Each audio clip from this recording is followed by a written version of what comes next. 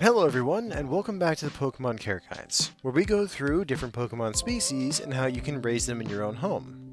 I am your resident Pokemon breeder, Carbon. Last time on this show, we covered the venomous and slippery snake Pokemon Ekans and its evolution Arbok. But now, we move on to one of the Pokemon that many people have been waiting for. We are covering the Pikachu line, one of the most popular Pokemon out there. Now, a few things to cover before we dive into this care guide. The first of which is Pikchu.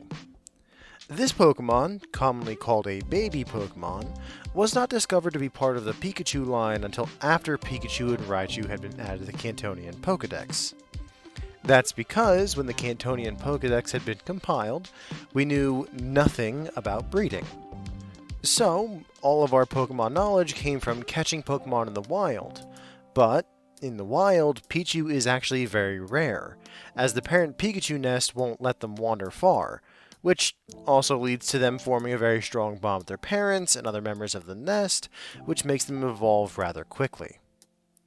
All of these factors combine to mean that the original researchers of the Cantonian Pokédex had no idea that Pikchu even existed. It wasn't until the Johto Pokédex and the final understanding of how to breed Pokemon that we began to really find out that Pikchu was even a thing. The same thing happened with others, such as Magby and Smoochum, and a lot of other baby Pokemon that I'm not going to list out.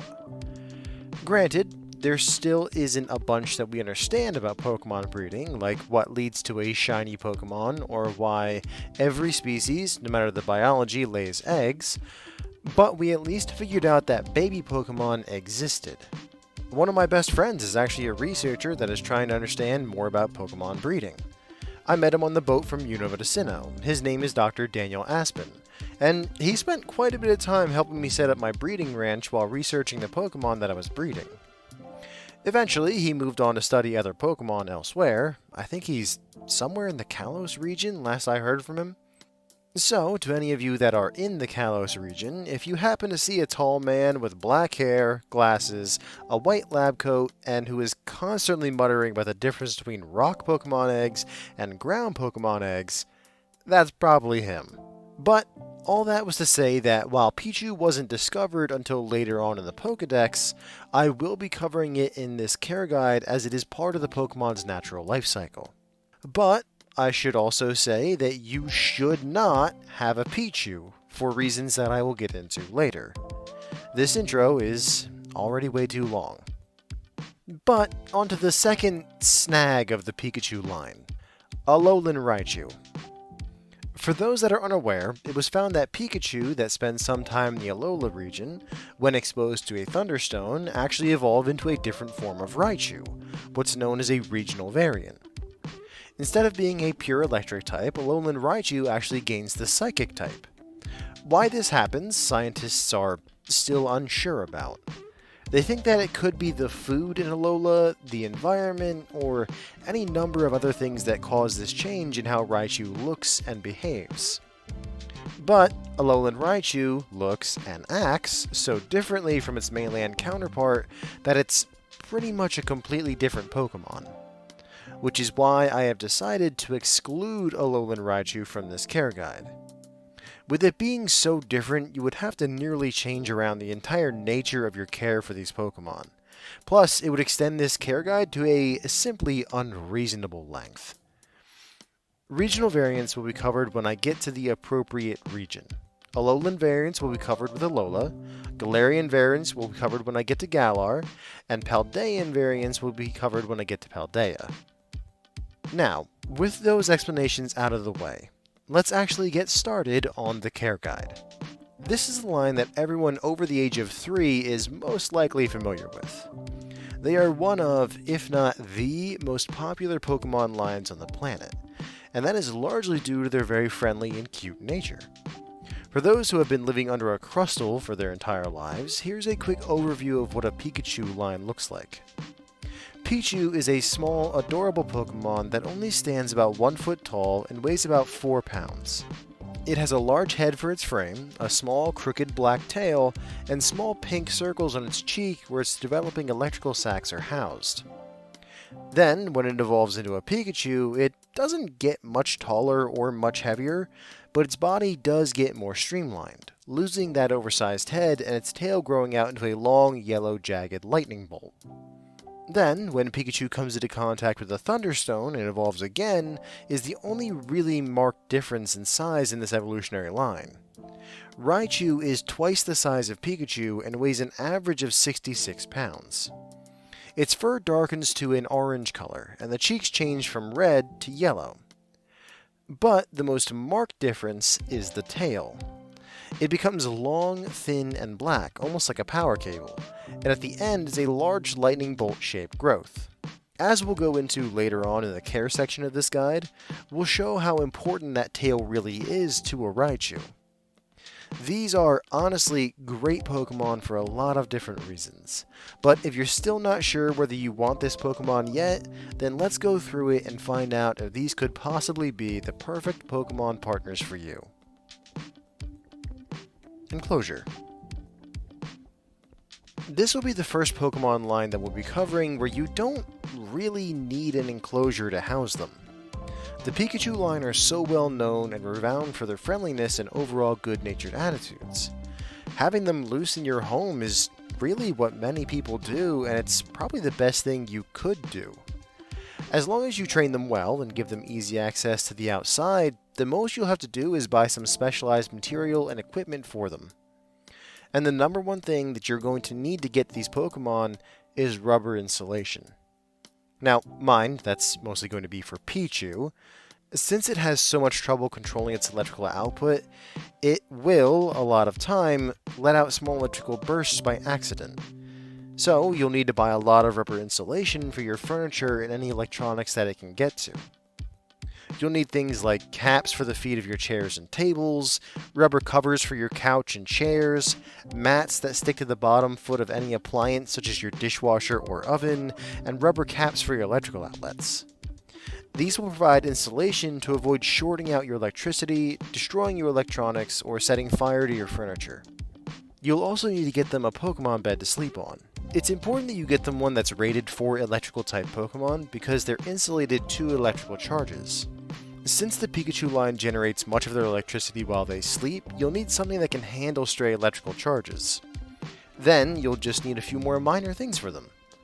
A Pokemon door that they can get to the outside when they need to, food and water dishes, I always recommend the heavy ceramic kind, and a good thick set of rubber gloves for emergencies.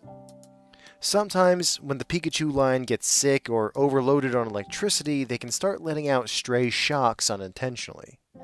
And if you need to interact with them while they're like this, then those gloves are going to be a blessing from Arceus. When it comes to the different evolutions, there really isn't any difference in what the separate stages need. Really, it's going to be small things like different sized beds and things like that. When it comes to other Pokemon living with a Pikachu line evolution, we come to the point that I was hinting at in the intro when I talked about why you shouldn't have a Pikchu. Pikchu and many Pokemon like it are considered baby Pokemon, a special evolutionary stage that only certain Pokemon lines have. We aren't sure why they exist or why baby Pokemon are so different from other first stage evolution Pokemon, but they are very different. What makes a Pokemon a baby Pokemon is the fact that it isn't really able to fully take care of itself if left alone. Using Pikchu as an example, it can't really control its electricity very well. It ends up shocking itself, discharging electricity by accident, and its emotions can cause it to start shocking everything around it. To mitigate that, the Pikachu pack will keep Pikchu in the nest, teaching them how to more effectively develop its control over electricity. Which leads me to my point, Pikchu need other electric types, preferably other Pikachu and Raichu, around to bond and develop their electrical control effectively. Depriving a Pikchu of this electrical development by removing it from other electric-type Pokemon is harmful to the Pokemon.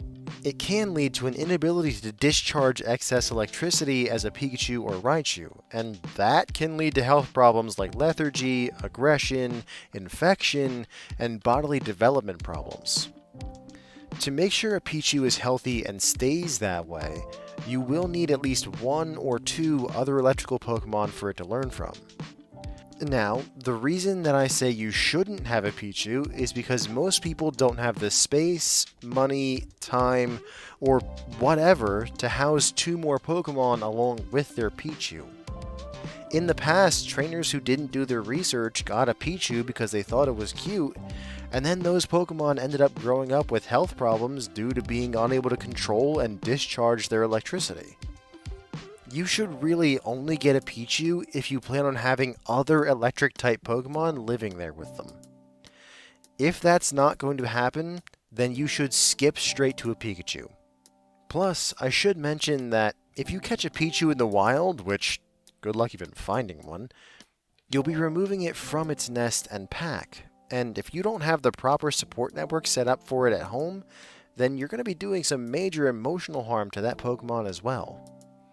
Baby Pokemon should never be removed from the wild unless it's in specific circumstances. Luckily, once Pichu evolves into Pikachu, and if you decide to buy a Thunderstone or Raichu, they get a lot simpler. Honestly, Pikachu and Raichu can go into an enclosure with almost any other Pokemon as long as it's not terribly territorial. Like, I wouldn't throw them in with a Tyranitar or something along those lines, but they're usually pretty friendly Pokemon and can really get along with and bond with almost any other. The only thing to remember is that Pikachu is still a prey Pokemon to a lot of larger predators, so do your research and double check that one Pokemon won't try to eat the other. Also, while the electric Pokemon support network isn't as necessary for the later evolutions, they are still rodent Pokemon, and therefore they are very social. If you aren't going to be spending a lot of time with them, playing and training together, then they are going to need other Pokemon to socialize with. They don't need to be other electric type Pokemon like with Pichu, but they do need something, whether it be you yourself or other Pokemon. Availability. Due to the extreme popularity of this Pokemon line and how easy they are to breed, these Pokemon can be very easy to come across. It's actually easier to find them in the breeding community than in the wild, but they are possible to find anywhere. However, mostly what you will find in both places are Pikachu. Like I said, you shouldn't have a Pichu unless you are qualified and prepared for it. Taking it out of the wild is removing it from its natural support system in its nest, which is very unhealthy for a young Pokemon to go through. Even most breeders won't sell you a Pichu, as they prefer to keep them in their nests, and unless you can prove that you are well equipped and trained to care for and raise a Pichu properly without it developing some health problems, you won't be getting one. Raichu as well will be hard to find if you're looking just for a Raichu. They're very rare in the wild and in captivity because they require a Thunderstone to evolve. Out in the woods and grasslands where wild Pikachu are common, it's very rare for one to find a naturally occurring Thunderstone. And that just leads to a major scarcity. And then when it comes to the breeding circuit, Raichu are rare because it can be expensive to buy evolution items such as Thunderstones. Now, that wouldn't be a problem if Raichu were in high demand, but they aren't as popular as their pre-evolution Pikachu. So it's just more cost-effective to sell Pikachu to people, and then if those people want a Raichu, they'll get a Thunderstone for themselves. Oh, don't get me wrong, there are those Pikachu breeders that do keep a Raichu or two around for those that want them, but you'll have to look pretty hard to find them, and they will end up being more expensive than a Pikachu. But if you really just want a Raichu, then you can find someone out there that is willing to sell you one. Now, I'm sure you have guessed from what I've been saying, but Pikachu is going to be the easiest and cheapest one to get a hold of. These Pokemon can be very easy to find in the wild if you know where to look. While not living in a ton of places, there are populations in almost every region. And in those places, you'll only need to spend a bit of time looking around before you spot a yellow lightning bolt tail sticking up through the grass. But, as always, please be careful if you decide to go Pokemon hunting. These Pokemon have a very acute control over the electricity they give out, and they can cause quite a bit of damage if you get hit by them. and that's why I highly suggest you get one from a breeder.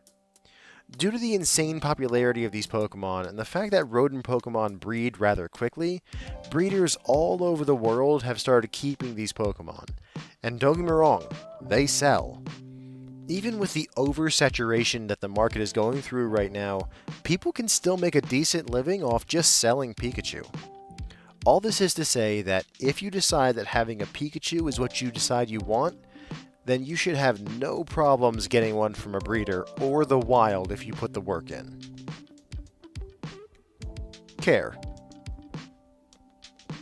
When it comes to food, the Pikachu line are either very easy to feed or can be a real drain on your wallet, mostly because of their size. Pikachu, and especially Pikchu, are so small that they really don't need that much food per day. Based on the average weight and size of a healthy Pokemon, a Pikchu should only need about an ounce of food every day, and after evolving, Pikachu wouldn't need that much more than that, needing about 4.5 ounces. This is where I meant that they could be very easy to feed. Only needing to give them a few ounces of food a day means that you won't be spending a bunch of money on the food for them. But Raichu is where the drain on your wallet will come in. Raichu are dense Pokemon. And I don't mean that they aren't smart, I mean that they are physically dense. While they don't usually get much taller than they were as a Pikachu, they get magnitudes heavier with fat reserves and, more importantly, muscle. Now, for all that muscle to function, develop, and heal, you need a lot of energy and a lot of food. A Raichu will need about 3 pounds of food a day. Needing to give a Pokemon 3 pounds of food a day could put a crimp in anyone's budget. So you have to be very sure that you're ready to feed that thick Raichu when you're looking at that Thunderstone in the department store window. As for what you'll be feeding them, these Pokemon are vegetarians, and the best thing for them are berries. You should give them things that are high in sugar content, which will help them with their electricity generation. While, yeah, they are able to absorb electricity from ambient sources like your power outlets, it's better and healthier for them to be able to generate their electricity while they sleep, and the sugar that they get from their diet will help them be able to do that. Some good berries for that would be the mangosteen berry and the palm tree melon, as they're both high in sugar content. You'll need to cut up the mangoes for Pikchu, as it can be rather hard for it to chew, but the rest of the evolutions won't need any meal prep at all, really. Pikachu and Raichu both use electricity to sort of cook their food, using it to soften them up before eating them. They're actually decent tasting too, if you can train yours enough to blast one for you too. Enrichment and socialization will also be big parts of this Pokemon's care. Like I said earlier, these Pokemon are pack animals, and thrive much better in a healthy, social environment. Pikchu, of course, needs it from other electric types, preferably other Pikachu and Raichu, so that they can learn effective electrical control. But even Pikachu and Raichu appreciate a decent social circle that they feel comfortable in. It doesn't have to be other electric type Pokemon like they have to be for Pikchu. It can honestly be any Pokemon, or even if you don't have any space for another Pokemon, it can be you. But they will depend on this social circle for a feeling of safety and community, to make the Pokemon feel like it's at home. Keep in mind that they will want to always be around you and play with you if you're the only social connection they have. So you'll need to devote a lot of time to your day of socializing with your Pokemon. Which brings us to their enrichment. In the wild, the way these Pokemon interact with anything new, or play with other Pokemon, or really just interact with a lot of Pokemon, is by giving them small electric shocks. And that play and exploration is an important part of these Pokemon's development as well, so you'll want to get them some rubber toys that they can shock repeatedly without causing damage to the toy. And also, bring them outside on walks as well. This line is usually very well behaved enough that it should be easy to train to be a good walking companion. It'll be good exercise for them, and you, and it will satisfy that need to explore new areas. Cleaning, I'm barely going to mention in this guide. As long as you install the Pokemon door like I said earlier in the guide, and you take the time to housebreak your Pokemon, then you shouldn't have too much of a mess to clean up. Instead, I'd like to talk about your Pokemon's mood. As I've said multiple times through the guide, the Pikachu line is one of the few lines that actually have trouble controlling their elemental abilities. It's not an ingrained natural thing for them. They need to learn it, like how we have to learn how to walk, or speak, or use the bathroom properly. Because of that, it can be possible for these Pokemon to end up either with a shortage of electricity in their bodies, or with too much of an excess of electricity. This shouldn't be a problem, as these Pokemon can usually regulate their own internal electrical storage. But if they end up getting sick, or they get injured, or they have a bad day, then there could be moments where they don't or can't regulate their electricity very well. In these cases, it'll affect your Pokemon's mood and how they act, so I'm going to give you some pointers on how to recognize when this is happening. With Pichu, it is the most obvious when they're having trouble controlling themselves, but also the most dangerous, as the small shocks that it gives itself by accident will become stronger and more frequent. If this begins to happen, then you need to take your Pichu to the Pokemon Center right away, because if this continues and the shocks end up becoming stronger, it could end up doing some serious damage to your Pokemon. Thankfully, once evolving, the threat of the Pokemon causing damage to itself goes away. Instead, when they have either a lack or an abundance of electrical power stored inside them, a Pikachu will instead become sluggish and tired all the time, as well as sparks may start to fly from its cheeks if it's too much power. This is fine if it doesn't have enough energy, as these Pokemon will usually generate electricity in their sleep. If it's not generating electricity in its sleep, then it could be something to do with either its diet, or it may be sick. Either way, you should take it to the Pokemon Center just to be safe. On the other hand, your Pikachu could be storing too much electricity. If this happens, you'll want to try and coax it into using an electrical move to discharge the excess, whether it be to cook some food for the Pokemon or just to blast a target with electricity. This should be enough to release the elemental pressure that your Pokemon is experiencing. But if this doesn't relieve that pressure, or that pressure returns, then it's time to take a trip to the Pokemon Center. Last is Raichu, and this is the Pokemon that tends to handle this situation the best. Raichu's organs that generate electricity are so powerful that it had to develop a system to specifically discharge the excess electricity that it builds up. The long-tailed, tip-of-the-lightning bolt-shaped organ is that system. The Pokemon will stick the tip of the tail into the ground, like a grounding rod, and let loose any electricity harmless into the ground. But there are times where Raichu could still end up with a surplus of energy. In that case, the Pokemon will become irritable, more prone to acts of aggression and lashing out, which, if it gets worse, will end up being a hazard to you instead of your Raichu. If you notice your Pokemon is starting to act like that, try to get it to use its tail to discharge the electricity that it's built up. If that doesn't work, or if the tail is damaged in some way, then you guessed it, it's off to the Pokemon Center. If you develop good, healthy routines with your Pokemon, then the risk for these kinds of things does go down. But it's always best to know how to handle these kinds of situations when and if they come up.